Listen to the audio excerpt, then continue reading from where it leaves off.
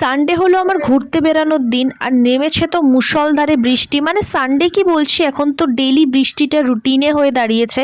Raincoat পরে ঘুরতে একদমই ভালো লাগছিল না, তাই ভাবলাম যাই গিয়ে পেট পুজোই করে আসি। তাই চলে এলাম স্টার মলের জাস্ট বেঙ্গলির বুফেটটায়। এটাতে তো আমরা সহস্র কোটিবার এসেছি, মানে যেদিনই আমাদের কোনো প্ল্যানিং থাকে না আমরা সেদিনই এটা খেতে চলে আসি। আর রিককে বলেছি তাকাতে, বাট ওর দাঁতে চিকেন ঢুকেছিল, সেটাকে খুঁটে খাটে লোকানোর চেষ্টা করেছে, বাট লোকায়নি। আমাকে বলেছিল এই ক্লিপটা দিতে না, বাট আমি তো দেবই। যাই হোক, এখানের খাবার দাবার তো বেশ ভালো, তবে আজকে স্টার্টারের ব্ল্যাক পেপার চিকেনটা থেকে না একটা পচা পচা গন্ধ আসছিল। সব কটা থেকে নয়, কয়েকটা থেকে। আগের দিনও সেম এসেছিল, বলেছিলাম, আজকে আর বলিনি, কারণ ওরা এরকম মেশায় দু একটা পচা, সেটা বুঝে গেছি। যাই হোক, তারপর খাওয়া দাওয়া করে চলে এলাম বাড়ি। ও বাই দ্য ওয়ে, এখানে চানা মশলাটা খেতে আমার দারুণ লাগে। আমি কোনো জায়গায় ভেজ খাই না, বাট শুধু চানা মশলাটা এখানের খুবই ভালো। যাই হোক, সকাল এসেছিল একটা পার্সেল। এই বালাগুলো তো আমি সবসময় পরি, তাই আরেক সেটও অর্ডার করেছিলাম।